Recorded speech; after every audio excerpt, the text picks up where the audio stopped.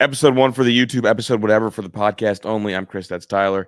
Tyler, a lot to get into. We got Ohio State news. We got Cleveland Guardians situation kind of unfolding before our very eyes, and we'll probably detail a little bit later in the show. Got to talk Cavs, obviously, and what Halliburton's doing and all of that. But how are you?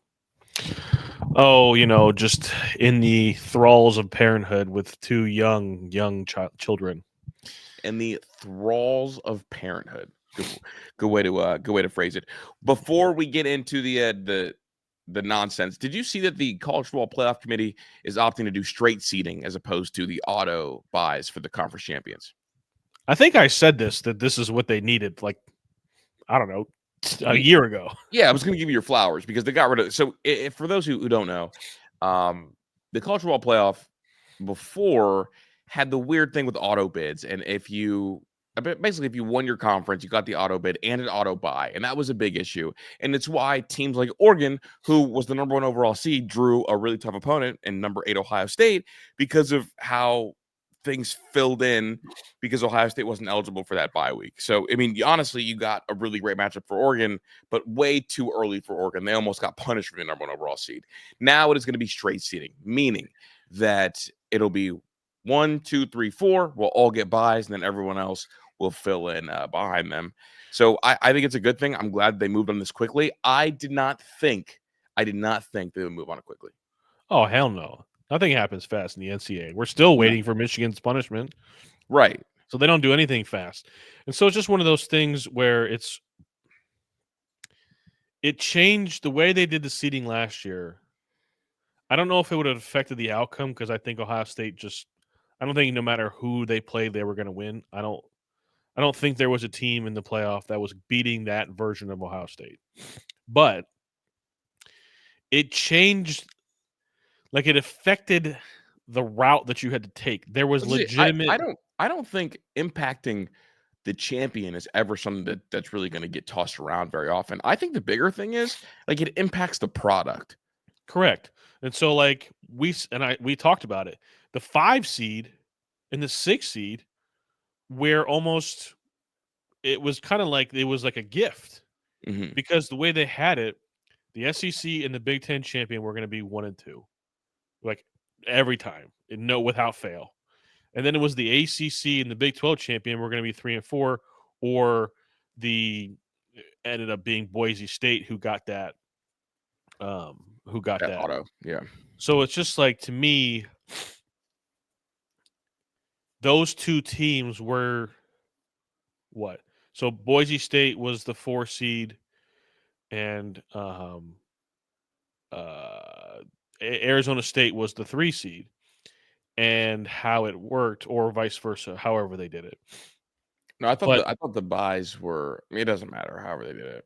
Yeah, and so just to me, like, those were not as good games. It was like it worked to the advantage of the other, like Texas. Texas played Clemson, and then they played Arizona State. Yeah, and Penn State got to play SMU and Boise State. Like, what the hell is this? Like that. That's the easiest walk you could ever have. And now, to me, like, this is the way that it should be. I mean, this is what the spirit of it is, right? Like the NCAA got this whole thing wrong, or excuse me, not the NCAA, the playoff committee got this whole thing wrong, giving the auto buys, and it makes sense what they were trying to do, but it's not going to work, obviously, because conferences are all created equal, or not created equal, and because conferences are not created equal, what you would want is the freedom for the committee to recognize that year by year and reward teams with their ranking rather than their seeding. And so it's a great thing. It's going to help Ohio State. It's going to help Penn State. It's going to help everybody. What it does do, though, me and Zach talked about it this morning, or not this morning, earlier, like noon. Notre Dame is now going to be eligible for the bye, and they weren't before. Yeah, I don't. You and I agree on this. Like, they shouldn't get a bye.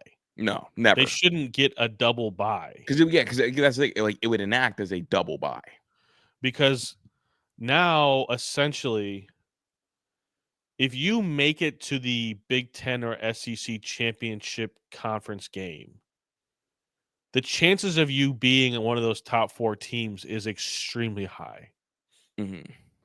Just because it's not really like if Texas and Georgia play in the SEC championship game and they both are, let's say they're both 11-1, those two teams, the loser of that game is still better than the ACC champion, unless they're undefeated, and the Big 12 champion, even if they are undefeated.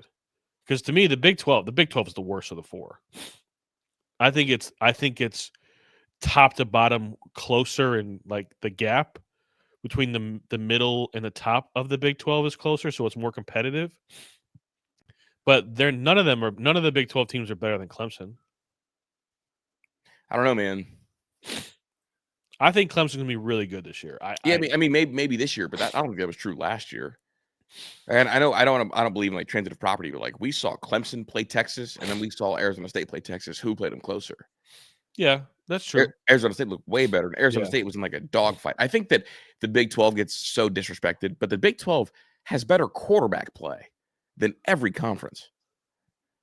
Rocco Becht, Hoover.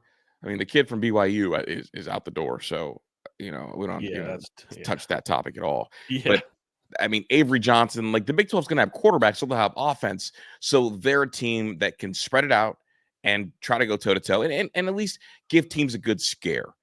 Texas and Clemson play similar styles, and like I don't think Clemson can match up with Texas. That's what happened last year. Now Clemson will be good this year, but I do think it's pretty close, the ACC and the Big 12 overall. I think it'll fluctuate year by year as well. Yeah, I just feel like Miami, if Carson Beck is good, if he's closer to the 2023 version of 2024, Miami's a better team than most of the Pause. I'll stop you right there. I hear you, and I normally wouldn't pause, but I take such issue with this idea of calling Miami a good team. Even if they get peak of powers Carson Beck, 2023, peak of powers before Cavender, it's still a downgrade for them. That's true. That's what people aren't talking about. Like people are talking about like Miami with Carson Beck, what they could be if he returns to form. My brother in Christ, him and Xavier Restrepo, two of the most prolific, in the passing attack, and Damian Martinez, a really good running back. That was a really, really good nucleus. That was a nucleus in the ACC. It was best running back, best quarterback, and a top 5 receiver. All three of those walk out the door, and we're talking about if the guy that's looked like Sloth, if he could push his eyes closer together and go out there and play, like they'll be good. We saw the team with Cam Ward and that group lose to Syracuse, lose Georgia Tech. I have absolutely zero faith that Carson Beck can cover the holes that program had. Cam Ward was able to cover. I should have said this, and I was going to get there, and there was a good pause. I don't think Carson Beck is going to return to form. That means we think. I'm going to put that out there. Good. He's not returning back to form. I think Syracuse is also. I think Syracuse is an interesting watch. They're fascinating. So they probably are. I just think Clemson. If Clemson was in the Big 12, they would be just as big as a favorite. Yeah. To win the Big 12. No, they would. And I guess for me, it's like they here we go. Clemson is probably 3 games better than every other ACC team. Yes. They're probably not 3 games better than every Big 12 team. So like Clemson carries that conference. Clemson is the name brand favorite this year. Yeah, who is Arizona State? I would assume so. I mean, the quarterback's returning. I would guess that it's Arizona State, but I don't know that for certain. But again, ACC, and the other part about the ACC is like if Florida State looks like a football team, then like by far and away they're the better conference. Yeah. Part of why I'm down on them is because I don't know what the hell Mike Norvell is. Yeah, bro, that's that Florida State. I don't know, man. They can't if they're bad again. Do they just pay the buyout? They can't afford it, bro. Not with revenue sharing coming. They can't afford it. I don't think they can either. And unlike other schools like Ohio State's, Texas A&M's, like all those schools, because obviously like booster base, whatever. ACC is not getting like TV money like that. No, which is wild if you think about it. Like Rutgers makes more in TV money a year than Florida State. If I'm Florida State, I hate that. Oh my God, what? Rutgers makes more money wow, that's wild. Yeah. Wild times. Texas and Ohio State. It sounds like Texas doesn't want the game time to be changed. Ohio State has tried to move the game back to 3:30. Talk to Fox about doing it at night, or talk to Fox that weekend because there's no NFL that weekend and there's no class on Monday. pushing it back to Sunday. And I guess it sounds like being reported by Bucknuts, which is CBS, that Texas fought back hard to make sure that's not the case. Thoughts? So my first thought is like I think that's a lame move by Texas, but I Mhm. don't blame them for the move. Okay, I don't blame them for the move that they made. Okay, However, understand. like I would do the same thing. Like I'm not playing to the advantage of Ohio State when I got to go up there. Like I'm not if you're going to give me the option. The problem I have is why do they even have a say? That's where my head went. They shouldn't have a say. Like, we have this home and home. I'm not going to tell you what time the Texas game is at next year. No. I mean, when I was coaching and we were the home team, let's say it was raining, right? And the field was kind of wet. We would have the say so on when the game, if it needed to be pushed, if it needed to be played, whatever. We made that decision. Mm-hmm. This decision should not be. Texas should have no say so in any of this. They should be told this is when we're playing, and they show up and they play. That's crazy to me that they're even It's giving them absurd. the choice. It's absurd. I was blown away when I read that Texas even had a choice to push back. I'm like, boy, what the hell? Because on the other side of it, like next year, that game's going to be on ESPN. Could you? Is ESPN going to give a damn what Ohio State wants? No. The other thing too is like if I'm Ryan Day, I'm calling Sark and being like, what are we doing? What are you talking about? Like this is how you want to do this? Like, come on. Sark knows that this game should be played at night. Right. Like if you give a shit about the sport of college football at all, they know that. But like the other thing about again Fox, like this game, it's honestly, if they both turn out to be good, this might be the best game of the season. This has the makings of a week one classic. This has the makings of the highest rated game of the season. There could be more eyes in this game than any game during the regular season all year. There's just like so many storylines with it. It's like it just feels like a game that should be at night. I mean, like of all the teams in college football, the one team that slowed down Jeremiah Smith was who? Texas. Obviously, Ohio State won the game. There's the Arch Manning versus Julian Sayin element. There's the CJ Baxter return. There's Matt Patricia versus a true like schematic, brilliant mind in Sark. Like there is so much storyline here for two of the top teams at college football. I mean, if you look at any SP Plus rating, if you look at any over-unders, anything, it's like, what are the two teams? Texas, Ohio State. Two biggest markets in college football. By a mile. Not close. Not even close. Not close. And so, like, there was a lot of talk about Ohio State shouldn't be complaining, blah, blah, blah, blah, blah. So I did some research. So since 2013, Ohio State has played in 59 night games. 59 night games. 59 night games. That includes 17 home games, 23 away night games, and then 19 neutral site games, which shouldn't really count because majority of those are bowl games. Correct. Okay? So if we're just looking at home and away games, they've played in 40 night games since 2013. However, since Big Noon Kickoff has started, we've played only 9 night games at home. And here is the list of those opponents: Western Michigan, Akron, Toledo, Michigan State twice, Wisconsin, Penn State, Rutgers, and Notre Dame. That is disgusting, bro. So 3 of those 9 games, 30%, 33% of those night games have been against MAC opponents. That is disgusting. And only 2 of them have been ranked opponents. Yeah. That's not what college football is supposed to be about. No. It's insane to me that anybody, and the best part is I believe they're also 9-0 in those night games at home. Well, yeah, they're gonna be 9-0 those night games because of how bad the team is. But yeah, like they're also like it's also fun at night. And I think they've only lost, of the 17 since 2013, they've only lost 2 of them. It was Okay. Virginia Tech Yep. and Oklahoma. 2 night games. And those were ESPN games. Correct. And we lost those games for other reasons. Lack of quarterback play. So it's I get, like I said, I understand why Texas doesn't want to play. Mhm. Do I think it's super lame? Yeah. Yes. But like I get it. But the main point is like Fox shouldn't be asking Texas. And to be honest with you, they shouldn't even be asking Ohio State. They should just know that they have the best fucking game of the whole season. Just play the game at night. You're going to get all the eyes. How do these TV executives make things that are so easy so hard? And to be honest with you, the Sunday thing, it makes more sense. The Sunday's a great idea too. No NFL that weekend.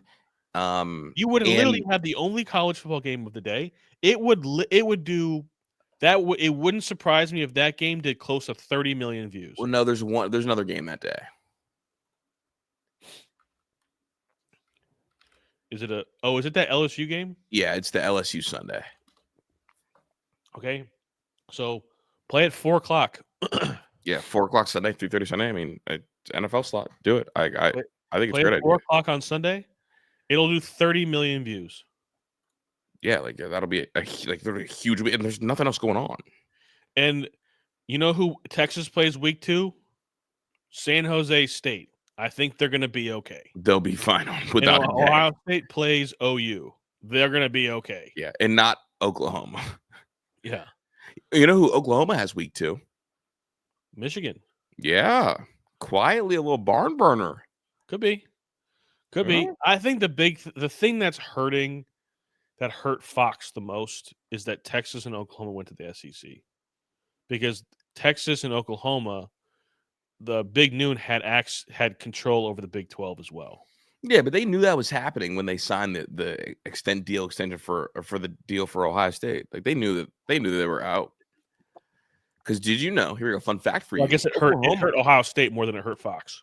Yeah, Oklahoma and Texas wanted to join the Big Ten first. Yeah. But do you know what happened? We were only willing to take Texas, not Oklahoma. That's a mistake. And they were a package deal, and it had to do with Oklahoma's academics. Yeah, that's a mistake on the Big Ten part. Big mistake. You know, conference stuff, they care about the academics too, not just the on the field. Yeah.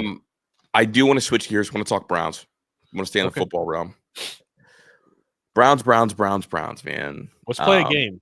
We're gonna play a game. What you got?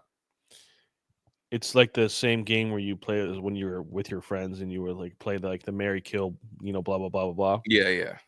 Well, we're gonna do this quarterback edition. We're gonna go start, bench, cut.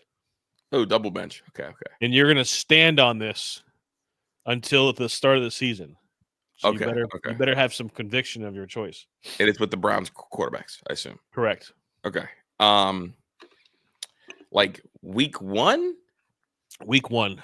Week 1. Now, am I trying to get it right, or what would Chris do? What would you do? Okay. Because I know the Browns are probably going to screw it up, so it's whatever. I would start Dylan Gabriel. I would bench Kenny Pickett. I would bench Shador. I'm cutting Flacco. Interesting. I don't want Flacco to be a part of this shit show. You know, when you invite all your friends over and you leave the one friend off that's just a really good dude, and not because you want to leave him out of the fun, but you don't want him to have to endure what's about to happen. Oh, so you're hanging out with that friend group? Yeah, like I'm with the friend group that's about to go steal some shit, and my boy that has a full ride to Harvard. I'm not inviting him because I don't want him caught up in the madness. Okay. Why are you starting Gabriel over Shador? We spent the highest draft capital on you. I need to know if you can play football or not. I need to know, I need to know quickly, because 2 things. You're old. You're an old head. You've been around college football for forever. You're the most experienced college football quarterback since Case Keenum. I need to see if you can go out there and make plays and not make mistakes. I need to see if you're big enough. I need to see if the arm is live enough because I think you're smart. I trust where you're at above the shoulders, but I don't know if you physically are good enough to play in the NFL. I need to see it because if I don't see it early, I'll never believe it. That's why I'm starting with you because you have the least amount of talent, but we took you first, so we have the most capital tied up in you. Gotcha. All right. I mean, I get it. I guess,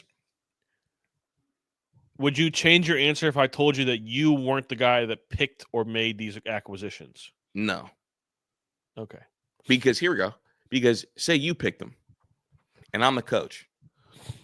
You're my fall guy, my brother. I didn't want these sorry ass dudes on my team, but you brought them to me. So guess what? If I'm gonna lose, I'm gonna stare at you in that meeting right when I'm getting fired. So let's go. All right. I mean, I don't blame you. I don't blame you. I'm gonna start Shador. I'm going to bench Flacco. I'm gonna bench. I'm gonna bench Dylan, and I'm cutting Kenny.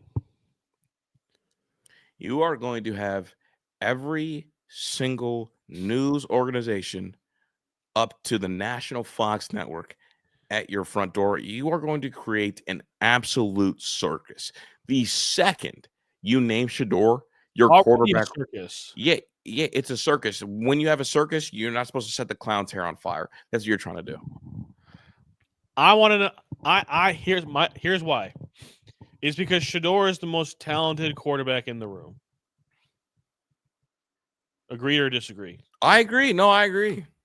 I think, first of all, I think Kenny Pickett is the first one to become a problem in the locker room. Oh, you think and that makes sense because he forced his way out of Pittsburgh. Yeah, I think he's the first one that becomes a problem. I also think he stinks. I also think he has small hands. Actually, I know he has small hands. And the two glove thing, boy, you are not Kurt Warner. Take it off. That's fair. But sometimes you need it's sticky. It's for the gripskis. You hate Kenny Pickett, though, just to preface this whole thing. Like, you've always hated Kenny. Okay. I almost thought about just cutting Dylan as well and just going finding a new third string quarterback. That's crazy. That's crazy. But I just think he's too short, man. I don't see Drew Brees when I watch Dylan Gabriel. And I want to be wrong so bad. Do you see Tua? No. I don't see Tua either. What do you see? A short king. You don't see Russell? I see a Polynesian pedestrian. A Polynesian pedestrian. That is actually a bar. I'm going to steal that. You don't see Russell Wilson at all? No. Did you think Russell Wilson could play leaving Wisconsin? No, is the answer. No. I'm glad you didn't cut him because you can't. You spent third round pick on him. You can't cut him. I just think, to me, there's going to be a circus no matter. I mean, is anybody going to talk about the Browns training camp? Like, they're going to be one of the most talked about training camps in all of the NFL. I know for sure. So it's just like, let's just rip the Band-Aid off, throw him to the wolves, and see if he can swim. That's fair. I guess I would give Dylan Gabriel that first crack. You were better at interviews. And the quicker you fail, the quicker I can get to Shador. I just how is Dylan Gabriel going to see over his offensive lineman? Chris, he's not. I don't think he's even 5'10". Okay, he's 5'10". If Kyler Murray can see over it, I think everybody can. Can Kyler Murray see over it? Because I think Kyler Murray just be throwing it. He's like, you know what? Call of Duty last night said that guy was open, so I'm going to throw it to him. Bro, but Kyler Murray's good. Kyler Murray's also 3 times the athlete. Yeah, no, he's also like the best athlete amongst quarterbacks not named Lamar or Justin Fields. So that's definitely part of it. So I'm trying to be nice when I talk about Dylan. But you have to give him the first crack. You have to. I don't have to do anything. This You is the should. NFL. I don't got to do shit. Giving him the first crack is the right thing to do. But like, he's gonna have all training camp. Dog, you and I both know that getting a crack at training camp is different than getting a crack on the football field. Don't try to play that dumb shit with me. You just try to gaslight me like this is a fucked up relationship. Settle. I think he stinks, man. I think he's NFL stinky. I think he's a really good college quarterback, but I think NFL wise he stinks. And I'm being is there a word for is there an ism for short people? No. Oh, well that. I'm judging him based on his size. I'm trying to think of a quarterback that he could be comparable to. I mean, you want to say you want it to be Drew Brees or Tua. Would you take Case Keenum? Would I take him if he's as good as Case Keenum? Mm-hmm.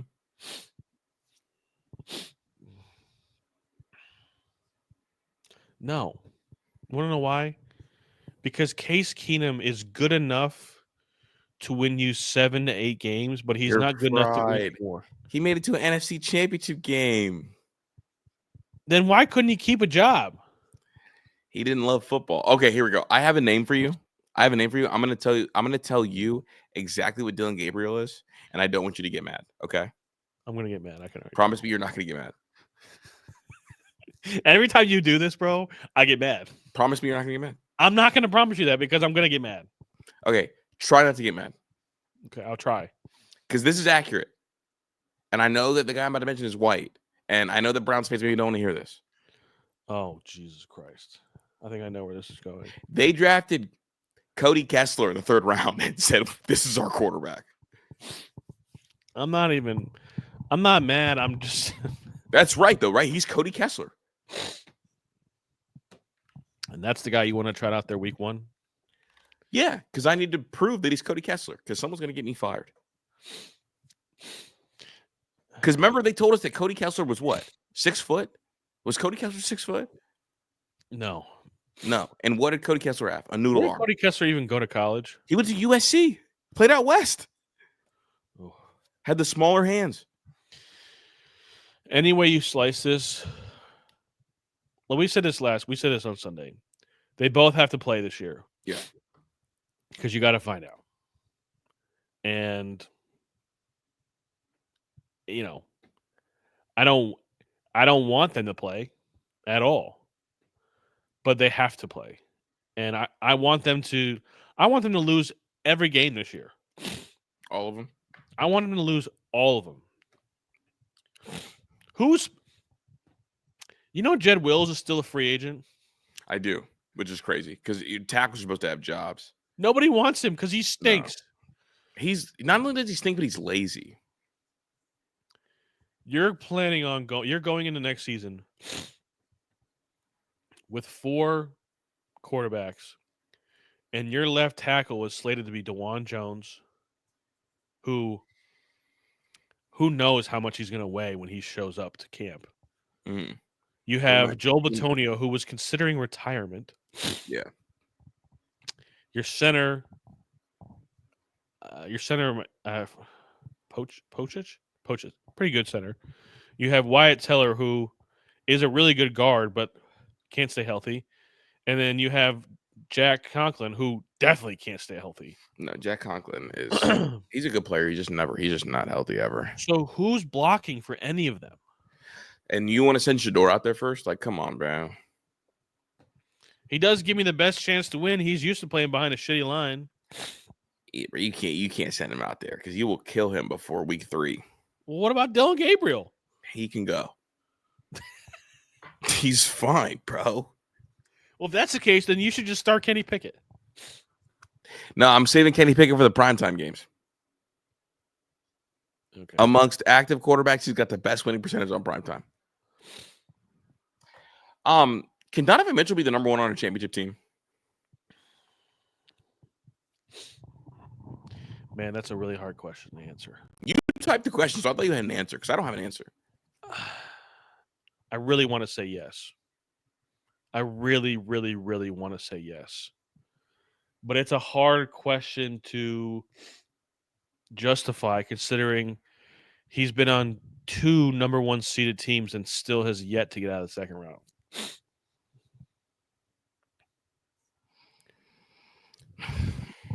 Shit. I want to say yes. I'm actually going to say yes. I'm going to say yes. I'm going to say yes also, and I'm going to pivot to the next question. After watching game 1, Knicks Pacers, are you upset that the Cavs lost that series? Yes, and yes from the sense that like they still didn't they didn't play the way they had played all year. And that bothers me. Okay. They didn't lose running their stuff. Like They they didn't lost go out. They didn't go out on their own sword. right. They lost playing the game that Indiana baited them into playing. So that's what I'm mad about. But I think Indiana is a team of destiny. That's what I was going to say. It feels very different. I mean, someone cut up the Tyrese Halliburton in like one possession games in the last 2 minutes. He's hitting every shot, and they're not good shots. He just feels like he's dialed in. Like he feels like when you watch him in the end of a game, it looks like the hoop is huge to him. And also, Well, they get every single lucky break imaginable. bro, the shot he hit last night hit the back of the rim and bounced over the shot clock Mm-hmm. and then went straight down into the hoop. What? I'm telling you, bro, that's the team of destiny. Yeah, it's so I'm going to say yes, Donovan can be a championship number 1, but he's got to have a really, really good number 2, which leads me to my question about Evan Mobley. There's a lot of discussion about Evan Mobley, trading him for Giannis, which isn't a legal deal, so it shouldn't even be that much of a conversation, even though it is. But I've been saying this. Evan Mobley shot 55% from the field, and he shot 38% from 3. And he's 7'1". Yeah. How much better he can dribble. He's the defensive player of the year. He can pass. How much better skill-wise can he get? Because it's not like he's going to go and add a post game because nobody plays in the post anymore. Mm-mm. So that's not a thing. So where does he get better? He gets better by being more aggressive and more assertive and shooting more. But like, that's not a skill. That's a personality trait. Personality trait. Correct. How do you teach somebody like go be Kobe Bryant? I guess you don't. That's not it. But that's if that's not in you, Yeah. like if that's not your personality by normal, like it's kind of hard to make somebody do that. If you're a coach, do you take over and just call a bunch of plays for him? Because you and I both said that, like Indiana, when he wanted to, had no answers for him. It sucked that he opted to be that very, very late in the series. And then we saw Karl Anthony Towns go stupid against them. Well, he in the first 3 quarters of the game, Evan Mobley got whatever he wanted. He was going to the hoop. He was attacking. It was whatever he wanted. He got it.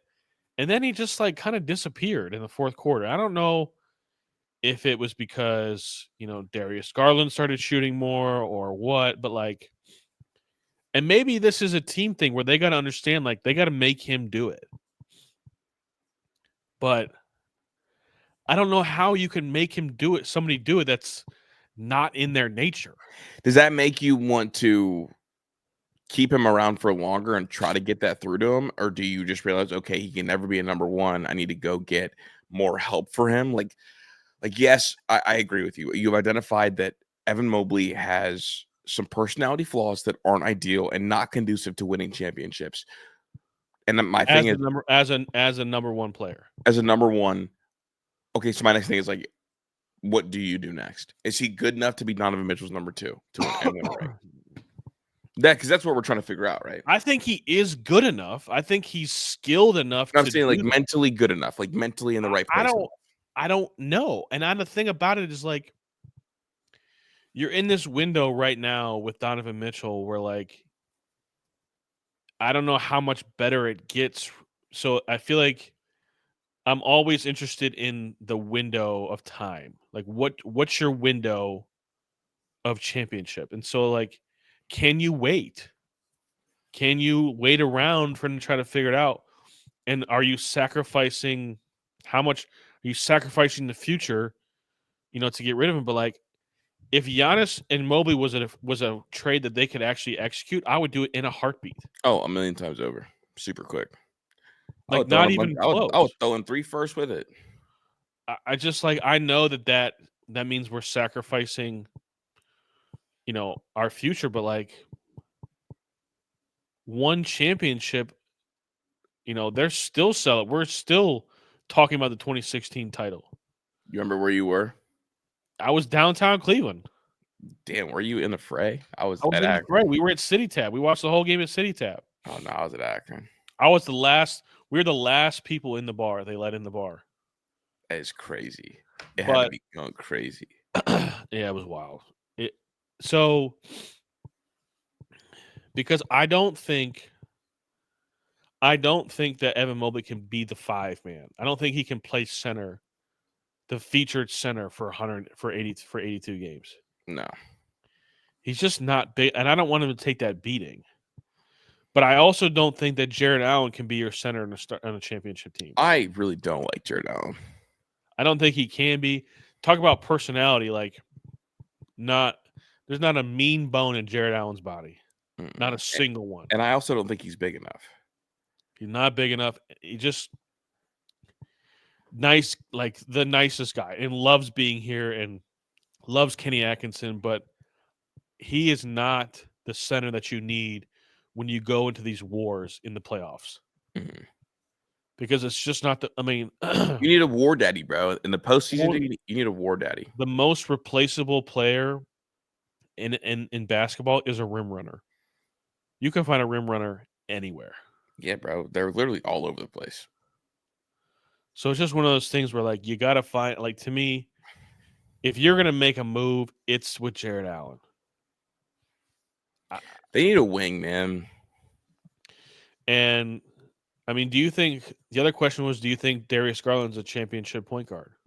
I don't like Darius Garland, so. I mean, I like watching him play, but like he feels like one of those guys that can cut up for X amount of years, do his thing, have the moments, but you never feel like he's never a player that scares you if you play them in the playoffs. Is he Jeff Teague? Yeah, like he's Jeff Teague, he's Ty Lawson, he's Monte Ellis. Yeah. I don't know what you do. I think you keep. The reason why I'm so hesitant to give up Darius Garland is because I think Darius Garland over the course of 82 games is a really good player and gets you to that point. I think it's one of those things where he also, like when he's playing, their tempo, the tempo that they play with is so good. And offensively he can do it. Defensively, he's a problem. And I acknowledge that he's a problem defensively. In that draft, I wanted Kobe White. I would call Chicago right now and see if they would do it. I saw the draft with Tyrese Halliburton. That was the same draft that we drafted Isaac Okoro, by the way. Is Halliburton one of the more confusing players to evaluate? Because, like, what can he do that Donovan Mitchell can't? But why does it feel like he can be the best player on a championship team?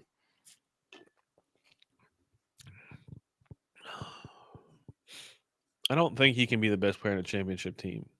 Okay, well, never mind.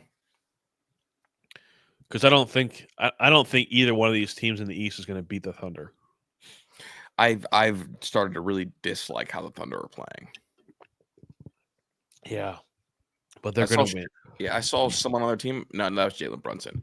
No, the Thunder are really good. They're really good. So, but also like Shai was in that draft too. Yeah. And that's why I really wanted. But you know, I think there's a lot of questions to be answered, and I just don't know if they have. I don't know if there's a trade out there that makes sense for them to actually that they can do. I mean, I just don't see it. I don't see a trade out. Yeah, no, you're right, dude. That 2019 draft was silly, bro. Because Unless you traded Jared Allen for DeMar DeRozan, I like DeMar on this team. and then you'd have to go find yourself a center, which is easy. They should have never let my boy Isaiah Hartenstein walk. Oh my God, Kate Smith is so nasty, bro. Is he back to throwing the splitters? Yes, he came in with Tw- the bases loaded, and nobody out, and he just struck out 2 in a row. That splitter is filth. Sorry. yeah, no, that's Riley Green too. That 2019 draft. Here we go, dude. Why? I hate that Beeline was around. Yeah. You know what really fucked it up? That really bugs me. Beeline came from Michigan. I don't know if you knew that. I did. He was the Michigan head coach. Yep. The Cavs had the 26th overall pick. I was on the radio at the time. I was like, oh my God, this is perfect. Jordan Poole went to Michigan, was a captain for Beeline, was a bucket, was still available. Do. The Cavs select with the 26th pick, Belmont guard, Dylan Windler. Who? Boy, I was in shock. Yeah. Dylan Windler. 2 picks go by, Jordan Poole, Warrior. Yeah. Although I bet you he wishes he got drafted in Cleveland because then he wouldn't have got punched in the face. He got his shit punched. Picking Dylan Windler got Jordan Poole punched in the face. Yeah, it's tough. And then 2 picks later, the Cavs picked Kevin Porter Jr. The crazy one or the one that's on the team right now? No, that's the crazy one. Yeah. That's bro. Because remember they moved his locker to the basement, and he crashed out. Then they traded him to Houston. But he was a ridiculous ball player. That's crazy. But yeah, And he's good. No, he's a bucket, bro. He's K. Smith just struck out the side with the bases loaded and nobody out. No, dude, he's crazy. He's so and cool. didn't even. Is it more psycho? Is it honestly more psycho when you don't react? You just walk off the mound. No. I don't know. That's kind of a hype moment, bro. That is a hype moment, but that doesn't strike me as psycho. Because I think that's like a lot of relief sometimes. I like the psychos who stare down the other dugout when they're walking back to their dugout. That's the most psychotic thing. Like if you're calm and looking at their dugout, that's crazy. Yeah. I do want to ask a couple baseball questions before we get into it. Stephen Kwan is quietly having an absurd season. No one's talking about it. In a world full of slow starters, Stephen Kwan has done really well. Stephen Kwan so far to start the year has been better than Juan Soto. Okay, but Juan Soto started slow. Then Vladdy, then Duran. And who else did I have on that list? Oh, he's a really good player too. The point is, he's been really, really good. If someone would have told you that he was going to be that good, better than Juan Soto, better than Vladdy, better than Duran to start the year, you would have said, what about this team? That they're scoring runs? Yeah. Gunnar Henderson was the other one he's been better than. Yes. That they're scoring runs. They're not scoring runs. No. This series that we're watching right now, obviously they're up on Detroit, is a huge series because these are the ones that get closer to the data point. Am I a seller or am I a buyer? This team's not scoring runs. And when you asked me what's the biggest issue with this team, I said pitching. And then you broke the whole thing down for me. So I'm going to do the lob, Tyler, because you've been on this. I have not. So this team, when you have a payroll where the Guardians have a payroll, the inches you've gained in good seasons become so much more important. Okay. So in 2024, we averaged 4.4 runs per game. This season, we average 4 runs per game, right on the dot. And right now, it's the 9th inning, and we have 3 runs. Okay. Mm-hmm. In 2024, we allowed 3.85 runs per game. This year, we're allowing 4.35. So you're If you scoring. look at those difference, that's almost a full run difference per game. Yeah. Not in your favor. Not good.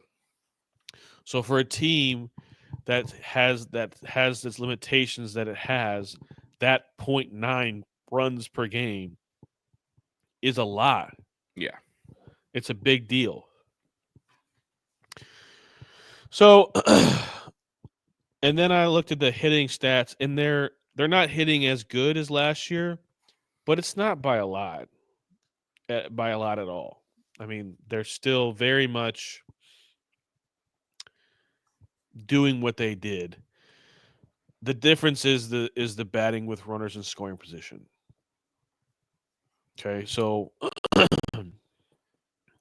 but the biggest problem is the pitching, and that's where they the front office and the ownership took themselves for granted and didn't address the problem. Is that an So arrogance thing, or they took him for granted? Well, I think the Guardians always take the approach that they think that everybody's gonna get better, and that's just not the case. I was gonna eviscerate Tanner Bybee tonight. However, he just threw 7 shutout innings, so it's hard for me to say anything. But Tanner Bybee hasn't been great. Gavin Williams has been inconsistent until he found the sinker. Did you notice he threw a sinker finally? Yeah, he unveiled it, bro. After 94 miles an hour average, 11 inches of vertical movement, and 16 inches of arm side movement. So yeah, we talked about this. Like it's an anomaly pitch because of how he releases it. So, but 2024 batting average against was 230. They were third in baseball in ERA, 19th in homers allowed, 5th in WHIP, second in batting average against, 10th in strikeouts, and 15th in walks. This year, batting average against is 259. Their runs allowed, ERA is 20th. They're 15th in homers, 24th in WHIP, 24th in batting average against, 15th in strikeouts, and they have given up the 7th most walks. They're pitching horribly. Yeah, that's bad. And the hitting is The same. marginally worse, but the pitching is substantially worse. And so now you're in a situation where, like, if you break down the numbers, like, it's honestly astonishing that they're even over 500. I don't know where you go from here. Well, here's the thing. I guess it's like how many pieces away are they? Well, the problem is like they're waiting for Shane Bieber, but like they don't have another option. There's no pitching coming besides Shane Bieber. There isn't in the scarier part is there isn't a starting pitcher in the farm system that's worth a shit to bring up either. Yeah, all the farmers are like 2 years away. And they're all soft throwing lefties. And so it's I don't know where to go from the standpoint of the bullpen. And a large part of last season was the bullpen, for sure. Mhm. A lot of the numbers came from the bullpen. But it's just the situation of this is kind of the bed that they made. And now they got to lie in it unless they want to go make a trade for a starting pitcher. And I don't even know if there is a trade to be made for a starting pitcher. I mean, you can always move prospects for a starting pitcher on a bad team. Like that's always an option. But what starting pitcher is going to be available to throw to trade for? Well, Sandy, the dude from Miami, is going to be the one. Well, and you could probably get him for one prospect. Then, but he's been bad this year. His ERA is 7. The question becomes: at what point how close do you got to be? Well, that's what I was going to ask you. How close do you think you have to be? Does how close you have to be rely on this series? Because it looks like they're about to take game 1 against Detroit. They just I scored 2 more. it's hard to say because it's so early in the season. It's early, Tyler, but the trade deadline's in July. But there's also the wild card. So like you can't just look at where you are in the division. You also got to look at where you are in the wild card. Yeah, but I'm also saying like the trade deadline's in July, so you got to start thinking about where you're at. Sure. I mean, if you're within, I don't know if I agree with this, but if you're within 5 games of your division, you're still very much in the mix for the playoffs in July. I mean, we saw Detroit. But it's also, but more than anything, it's like you're gonna look at. It's got to be if you're in double digits in July, like you're toast. And the tough part is like, do you even feel like you're in a position to win the World Series? Like, do you think? That doesn't matter. I mean, it doesn't matter. You can't ever approach it with that mindset. You have to give yourself the best team because weird things happen in October and weird players get hot. Yeah, it's just to me, you're gonna have the Guardians really haven't been in this position. They haven't been in that position before. They either are very, very, very clearly in the playoffs, or they're not. Yeah. So this middle ground, I don't know where the Guardians' middle ground is. I don't know what that looks like. But I do know that I think some decisions are going to be made about some players they have currently. I think Jhonkensy Noel needs to go back to Columbus. I think he's going down to Columbus, and I think Kafis is going to be up soon. No, Kafis is not going to be up soon. Fry is going to be up soon. To me, Jhonkensy Noel needs to go play in Columbus. Yeah, he's going to go to AAA because they have too many. They're going to have too many outfielders with Chase DeLauder being there. Chase DeLauder is about. So, I want to bring that up too. If you bring up Chase DeLauder or CJ Kafis, they have to play. Yeah. Which means Nolan Jones also has to take a seat. And for some reason, there are people that we've seen that just are willing to die on a hill for Nolan Jones. Mm-hmm. Can you explain to me why that is? It's because people see the batted ball metric and see the exit velo when he decides to swing the bat and hit the ball and how hard that is. And they think, well, if you just put it together, it'll be hitting the ball all over the place.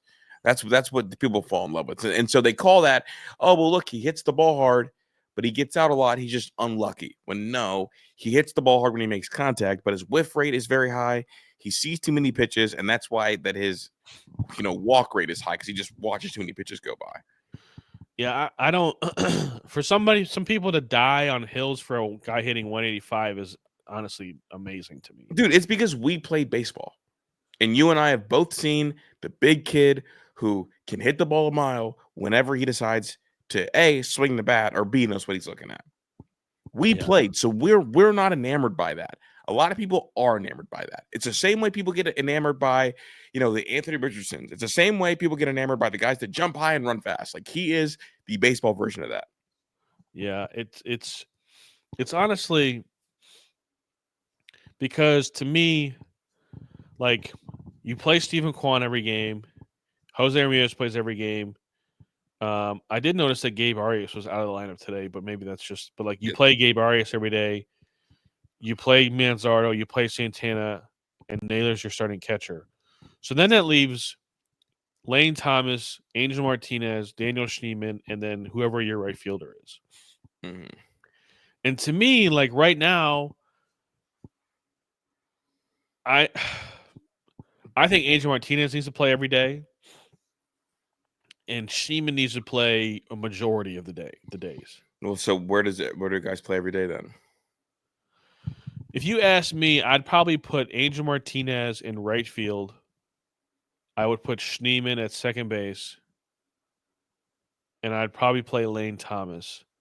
But if you want to bring up one of those young kids, then move Angel Martinez to center field and play the young kid in right field. Dude, they are going to want to play DeLauder. The fact that they skipped Double-A, they said straight to Columbus, they're trying to get him the hardest pitching they can and get him up. They don't want extended at bats. I would rather see Kafis. I'm so over DeLauder. Until I see it, I just couldn't care less. Well, I think that the reason he could get hurt going from his car to his locker.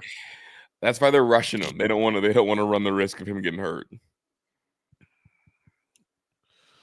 Dude, it's just Lane Thomas is not part of the team's future. I mean, if you're going to be a seller at the deadline, but like, I don't even know if it's a seller. Like, it could be part of buying. Oh, Lane. Yeah.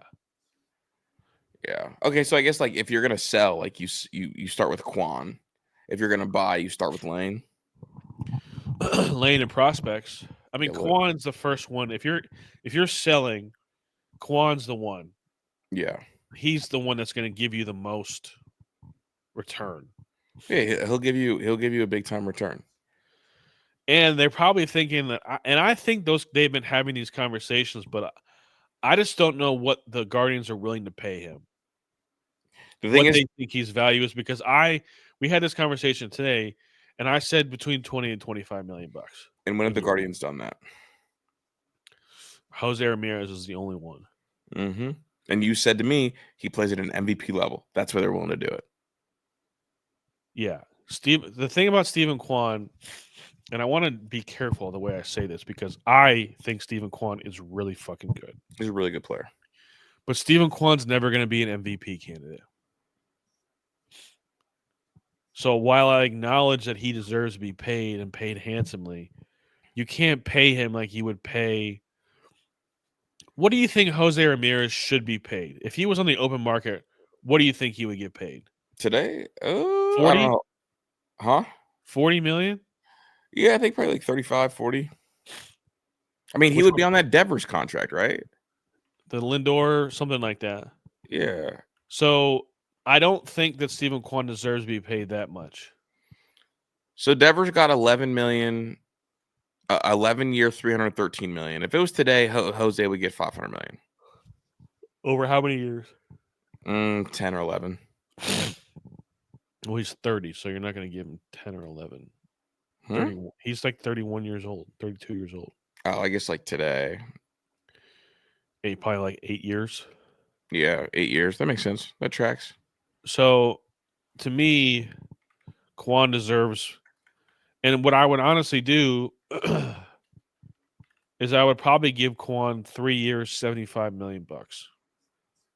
And I don't think it would make me feel bad about that deal. If I was the Guardians.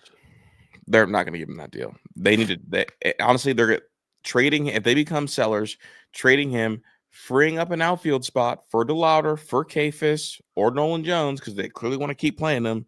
That's what they'll do, and they'll hit the reset button. Aaron Judge signed a 10-year deal when he was 31 years old for $40 million a year. Okay, well, we're also talking about the best hitter in the game. So no, I know. I'm just pointing out, I know. So, like, I'm putting out like maybe under 40. Yeah. Huh. I don't know. I don't know what Stephen Kwan's worth. I really don't. Because he's not a home run hitter. He's not an MVP level player. Like, you never see an MVP hitter like that doesn't hit home runs. That just doesn't exist. He's going to shatter his home run total this year. So he's going to hit 10? He hit 14 last year. Chill on, bro. Okay, so he's going to hit 16 homers? Bro, he's already got 5. Okay. Congrats. And his slugging is higher than Gunnar Henderson's. He's just a lot of doubles. He's hitting doubles, not home runs. Or I thought Jose Ramirez just hit that ball 10 miles and he popped out to short left field. Yeah. Yeah. I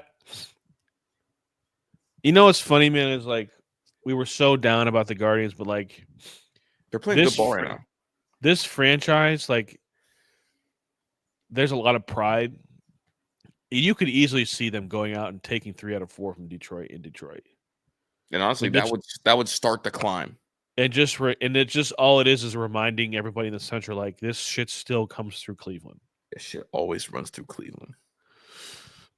So no, I think it's a big. I mean, Boy, I was ready. I was ready to go in on Tanner Bybee. Yeah, bro, you're ready. I was ready. You had it. And I'm not going to tonight. I'm not going to.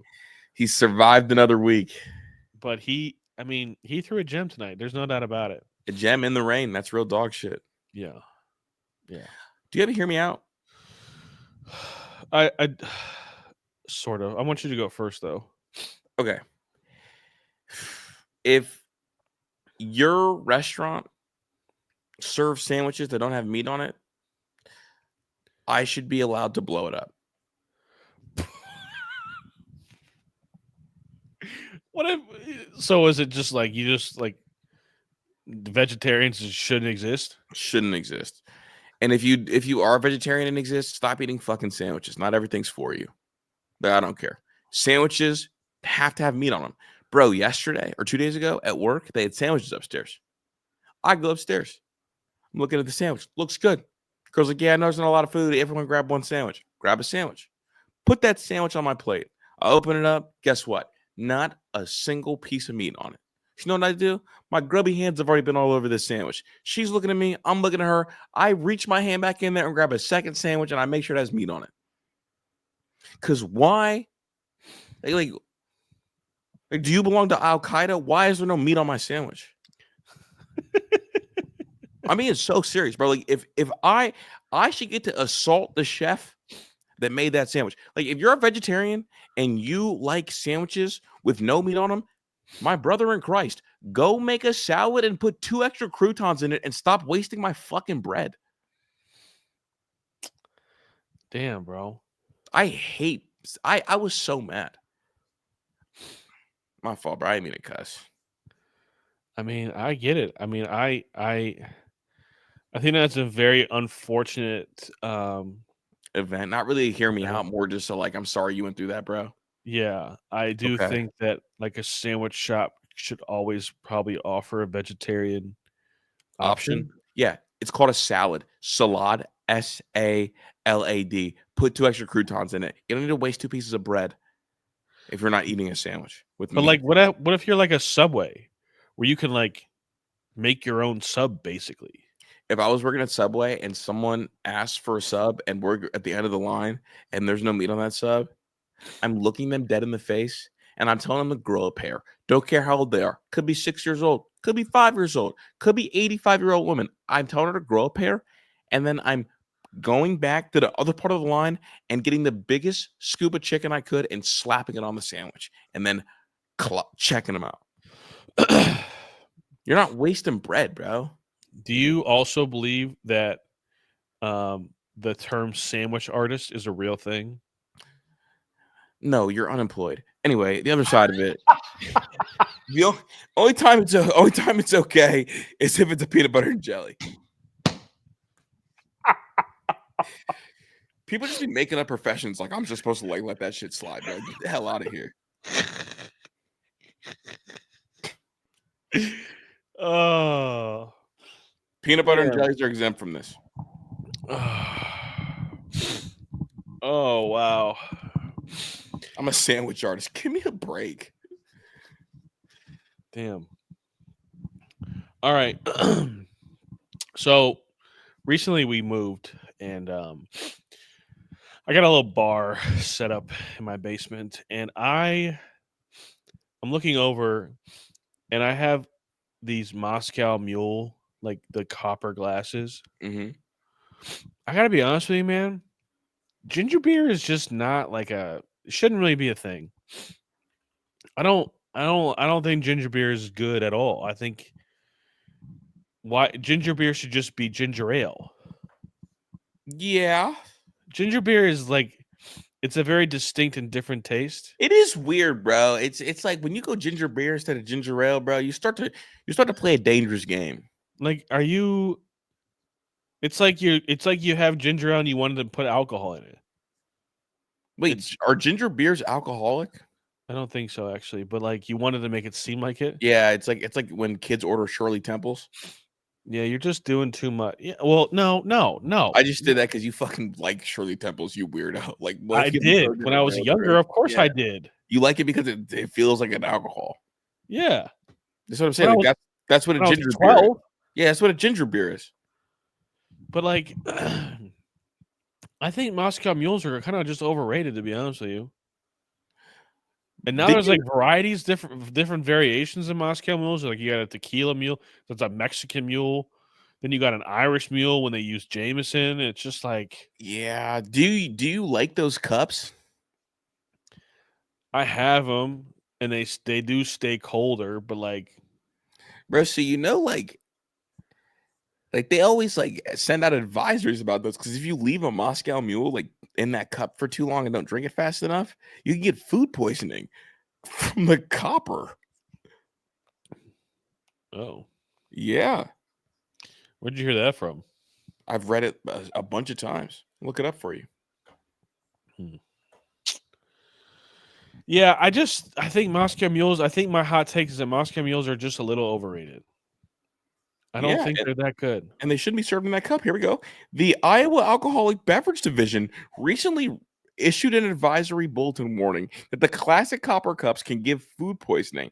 They suggest not to drink with a pH level below 6 served in copper. FYI, the components of a Moscow Mule have an average pH of 4, which is under 6.